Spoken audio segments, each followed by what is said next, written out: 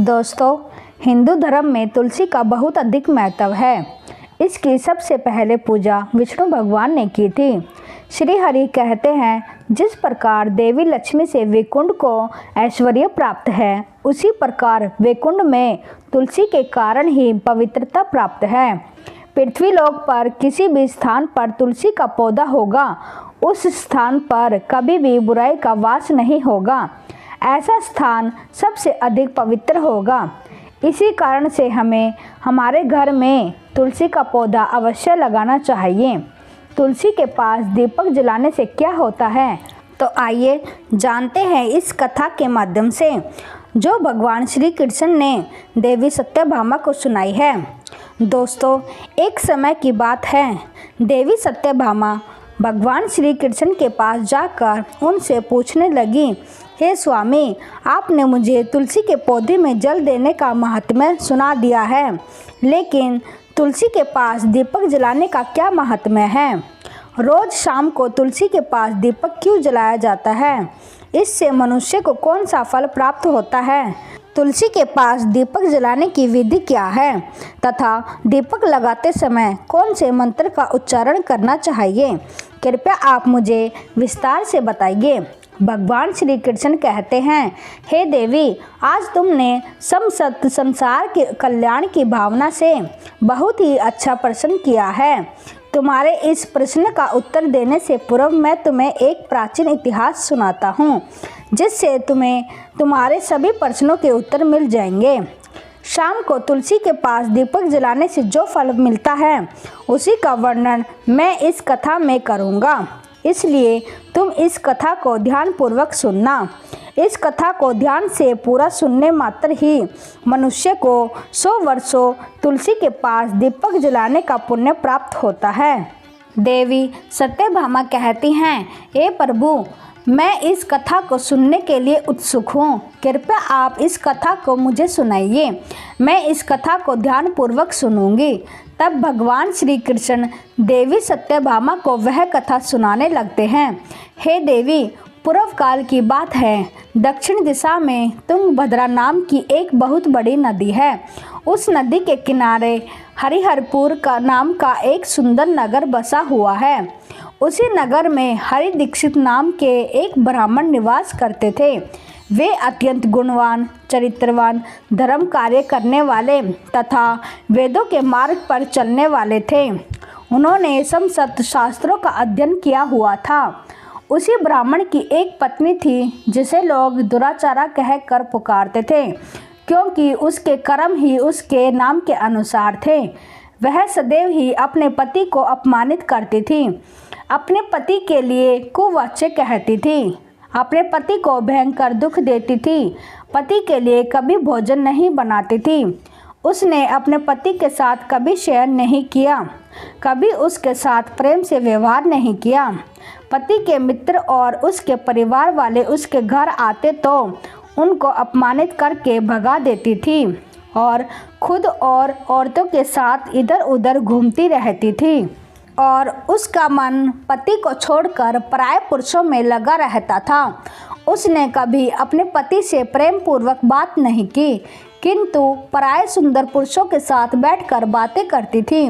पराये पुरुषों को मोहित करने के लिए सज धज कर गाँव में घूमने जाया करती थी। कभी वह वन में किसी वृक्ष के नीचे खड़ी रहकर सुंदर पुरुषों की राह देखती और किसी दुष्ट पुरुष को मोहित करके भोग विलास करती। एक दिन हरि दीक्षित ने अपनी पत्नी से कहा, भद्र, तुम्हारा ये आचरण ठीक नहीं है।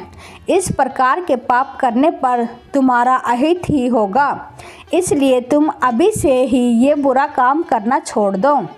तुम्हारे इस प्रकार के व्यवहार से मुझे बड़ा दुख हो रहा है। तब उस दुराचारी स्त्री ने कहा, न जाने किस पाप के कारण मेरा तुम जैसे भीख मंगे के साथ विवाह हुआ है।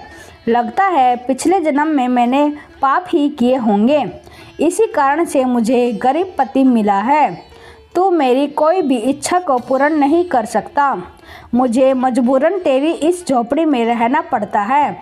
भिक्षा में लाया हुआ भोजन खाना पड़ता है। अब और अधिक मैं इस कष्ट को सहन नहीं करने वाली। किसी दिन मैं तुम्हें छोड़कर अवश्य चली जाऊंगी। तेरे साथ रहूंगी तो इस जन्म में भी तेरे द्वारा पाप ही होंगे, इसलिए मैं किसी अन्य धनवान पुरुष से विवाह करूंगी। हरि दीक्षित ने अपनी पत्नी से कहा, हे प्रिय, तुम इस प्रकार के अपशब्द न कहो। इस प्रकार अपने पति को छोड़ने का विचार मन से छोड़ दो। जो स्त्री अपने पति को छोड़कर पराये पुरुष के पास जाती है उसका अहित ही होता है, उसे नरक में जाना पड़ता है। उस दुराचारा ने कहा, नरक में तो तुम्हें जाना पड़ेगा, क्योंकि तुम कोई काम धंधा करते तो नहीं बल्कि भीख मांग कर खाते हो और मुझे भी जूठन खिलाते हो। पत्नी को दुखी और असंतुष्ट रखने वाला पति भी नरक में ही जाता है और तुम्हारा घर नरक की सज़ा से कम नहीं। तुम्हारे साथ इस घर में रहने से अच्छा है मैं नरक में जाकर रहूं। इस प्रकार उस हरि दीक्षित की पत्नी ने अनेक प्रकार के कटु वचनों से अपने पति का अनादर किया और उसे अपमानित किया। श्री कृष्ण कहते हैं, हे देवी, जो स्त्री अपने पति का अनादर करती है, जो अपने पति का अपमान करती है, उसके घर में दुर्भाग्य ही आता है। पति को छोड़कर पराये पुरुषों के साथ जाने वाली स्त्री को नरक में दंड अवश्य ही भोगना पड़ता है।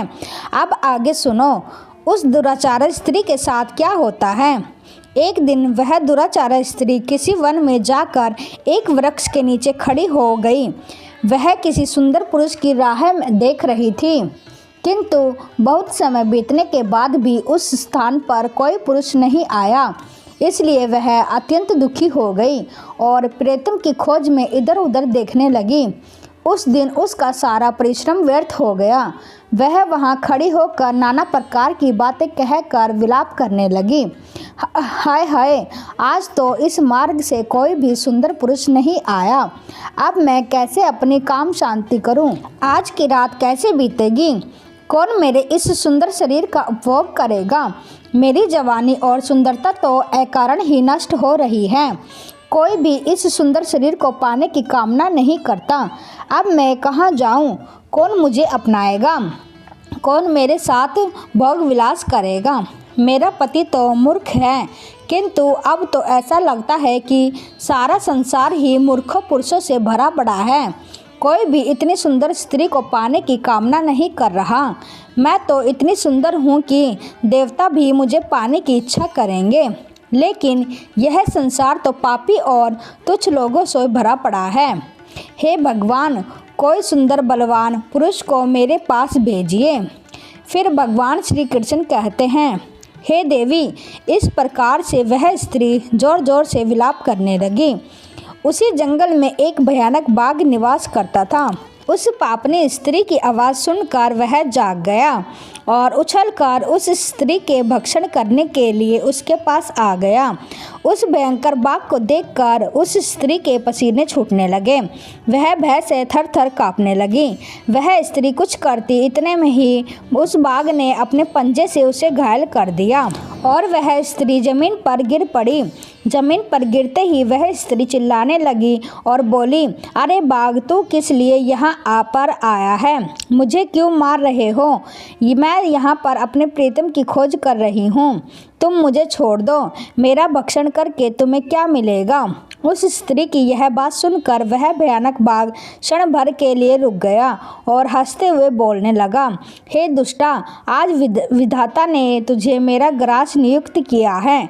तुझ जैसी पापनी स्त्रियों का भक्षण करना ही मेरा काम है, तभी तुझे इस शरीर से मुक्ति मिलेगी। वह स्त्री कहने लगी, हे बाघ, तुम कौन हो?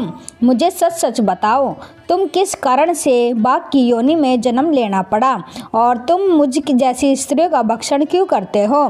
पहले मुझे सारी बात बताओ और फिर मेरा भक्षण करो। फिर बाघ कहने लगता है, हे पापनी, मैं तुझे मेरे पूर्व काल का वृत्तांत सुनाता हूँ, किस कारण से मुझे बाघ बनना पड़ा।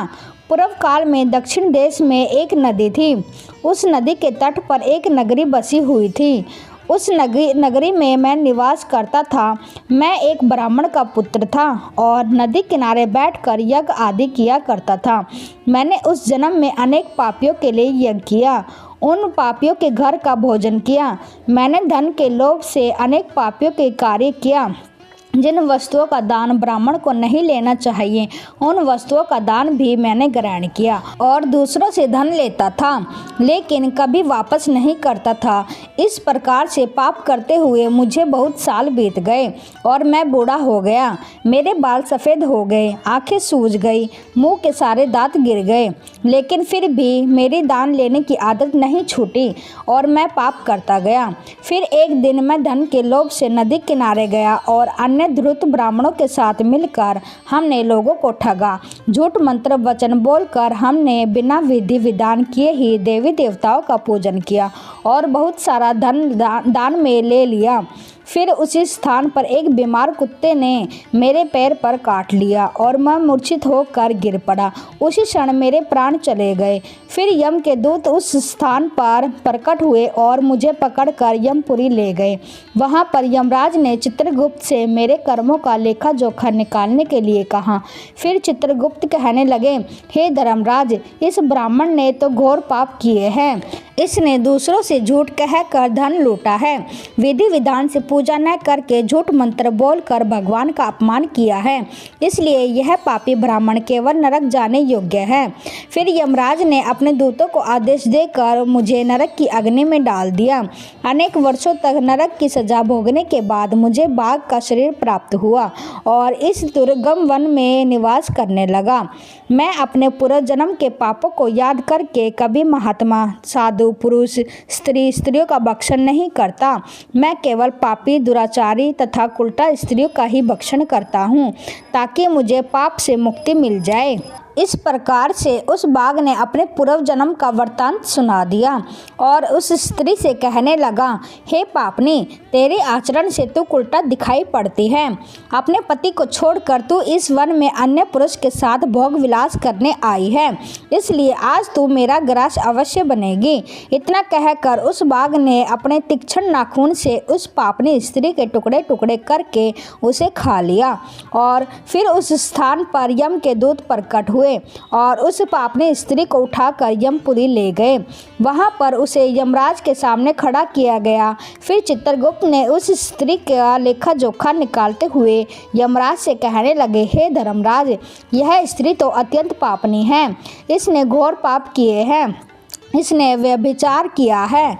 इसने अपने पति की कभी सेवा नहीं की। अपने पति को भूलकर पराये पुरुषों के संग भोग विलास किया करती थी। उसके पाप को सुनकर यमराज ने उस स्त्री को अग्नि से भरे हुए कुंडों में डालने का आदेश दिया। अनेक वर्षों तक उसे कुंड में पकाया गया, फिर उसे निकालकर दूसरे नरक में डाल दिया गया। इस प्रकार से उसे अनेक वर्षों तक अलग अलग नरकों में डाला गया और नरकों में डालने के बाद वह पापी स्त्री पुनः पृथ्वी लोक पर आकर चांडाल के रूप में उत्पन्न हुई। चांडाल के घर में जन्म लेकर वह फिर से अनेक पाप करने लगी, व्यभिचार करने लगी, अनेक पापी पुरुषों के संग विहार करने लगी। कुछ समय बाद पूर्व जन्मों के पापों के कारण उसे कोढ़ का रोग हो गया और वह भयानक पीड़ा सहन करने लगी। उसका अंग अंग जलने लगा, उसके नेत्रों में पीड़ा होने लगी। इस दुख को सहन करते हुए वह दिन बिताने लगी। फिर एक दिन वह तीर्थ में स्नान करने के उद्देश्य से अनंतपुरा में चली गई। वहाँ पर वह एक आश्रम के बाहर निवास करने लगी। वहाँ उस आश्रम में एक तुलसी का पौधा था। अन्य स्त्री को वहाँ पर तुलसी के पास दीपक जलाते हुए देखकर उस पापी स्त्री ने भी वही किया। उसने तुलसी के पौधे के पास एक दीपक जला दिया। फिर उसी रात हृदयघात से उसकी मृत्यु हो गई और यमराज के दूत उसे ले जाने के लिए वहां पर प्रकट हुए। जैसे ही यम के दूत उस पापी स्त्री को पाश में बांधकर ले जाने लगे, तभी भगवान विष्णु के दो पार्षद उस स्थान पर प्रकट हुए और उन्होंने उन दूतों को रोक लिया और कहने लगे, हे दूतों, इस स्त्री को तुम छोड़ दो। यह स्त्री नरक जाने योग्य नहीं है। तुम किसके आदेश से ऐसा अधर्म कर रहे हो? फिर यम के दूत कहने लगे, हे पार्षदों, हम यमराज के आदेश से इस पापी स्त्री को उठाकर ले जा रहे हैं, किंतु आप हमें किस कारण से रोक रहे हैं? यह स्त्री अत्यंत पापी है, इसे नरक में ले जाने की आज्ञा मिली है। फिर पार्षद कहने लगे, हे दूतों, यह स्त्री तो विष्णु की भक्त है, यह नरक जाने योग्य नहीं है। इसने शाम को तुलसी के पास दीपक जलाया है, इसी कारण से इसके समस्त पाप नष्ट हो गए हैं, इसलिए अब यह नरक जाने के योग्य नहीं है, यह स्वर्ग जाने की अधिकारी बन चुकी है। पार्षदों की बात सुनकर यमदूतों ने उस स्त्री को उस स्थान पर छोड़ दिया और यमलोक लौट गए। वहां जाकर उन्होंने यमराज को सारा वृत्तांत सुना दिया। फिर भगवान विष्णु के पार्षद उस स्त्री को दिव्य विमान में बिठाकर स्वर्गलोक ले गए।